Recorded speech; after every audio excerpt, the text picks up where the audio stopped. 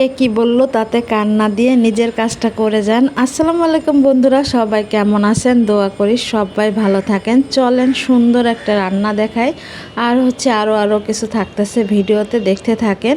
এই দেখেন, আমি এখানে ট্যাংরা মাছ বা গুলশা মাছ এটা রান্না করব।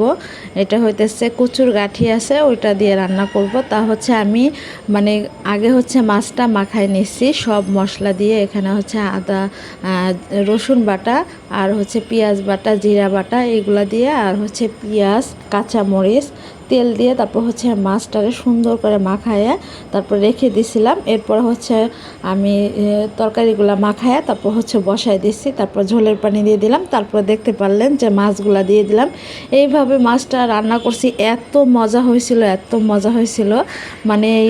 এই তরকারিটা আমি 2-3 দিন আগে রান্না করছিলাম। এখন কিন্তু ভিডিওটা দেখে আমার খাইতে ইচ্ছা করতেছে, কারণ তরকারিটা অনেক মজা হয়েছিল। সব তরকারি তো আর আসলে ভালো হয় না, যেটা ভালো হয় ওইটাই কিন্তু আমি আপনাদের সাথে শেয়ার করি, আর যেটা ভালো হয় না ওইটা শেয়ার করি না। সবই যে ভালো হবে এমন কোনো কথা নাই, আর সবই যে খারাপ হবে এমনও কোনো কথা নাই। যেটা মনোযোগ দিয়ে রান্না করলে বা যে যত্ন নিয়ে রান্না করলে ওইটা কিন্তু মজা লাগে। আর যেহেতু মাছটা একবারে টাটকা ছিল, আর যেদিন আনা হয়েছে মাছটা ওই দিনই রান্না করছি, তো এই জন্য অনেক মজা লাগছে।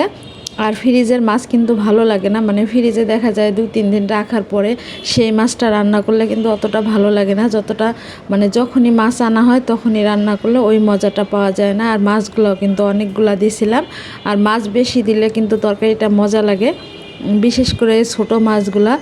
এখানে কম মাছ দিলে কিন্তু তরকারিটা এতটা মজা হবে না। যাই হোক, এই তরকারিটা এত মজা হয়েছিল, এত মজা হয়েছিল। সবসময় তো আসলে ভাত খাওয়া হয় না, সবসময় তৃপ্তি নিয়ে আর কি খাওয়া হয় না ভাত। যাই হোক, এরকম তরকারি হলে কিন্তু ভাত খাওয়া যায়। এই দেখেন, আমি কিছু বাজার আনছিলাম, আপনাদের দেখাই দিতেছি। এটা ডিম, তারপর বিস্কিট, তারপরে আরও কিছু আছে লুডুস, তারপর ডাব সাবান, তারপরে দেখেন চা পাতা ছাড়া তো চলে না, চা ছাড়া চলে না। অবশ্য আগে থেকে চা অনেক খাওয়া কমাই দিছি, দিনে একবার শুধু খাই, কারণ গ্যাসের অনেক সমস্যা হইতেছে। যাই হোক, আর এই দেখেন এগুলো যে আনলাম বাজার থেকে। দেখেন এই লুডুসটা অনেক মজা, এই লুডুসটা অনেক মজা। যেভাবে রান্না করেন না কেন, লুডুসটা কিন্তু অনেক মজা লাগে। এই জন্য আমি এই লুডুসটা অনেকবারই আনছি। যাই হোক, আমার বাজারগুলো কেমন লাগলো, রান্না বান্না কেমন লাগলো অবশ্যই জানাবেন। আর যা বললাম যে অন্যের কথায় কান দিবেন না, নিজের মতো চলবেন। কালকে আমি একটা ভিডিও দিছিলাম যে চলেন আমরা হাঁটতে যাই, ওইখানে কিন্তু আমার ফেসবুকে এসে অনেক আপুরা অনেক ভিডিও অনেক কমেন্ট করছে যে আচ্ছা আপু 1 মিনিট দাঁড়ান আসতেছি। আমার এই কমেন্টগুলো দেখে এত ভালো লাগে, অনেক ভালো লাগে ভালো ভালো কমেন্ট দেখতে পড়তে। যাই হোক, সবাই ভালো থাকবেন, আল্লাহ হাফেজ।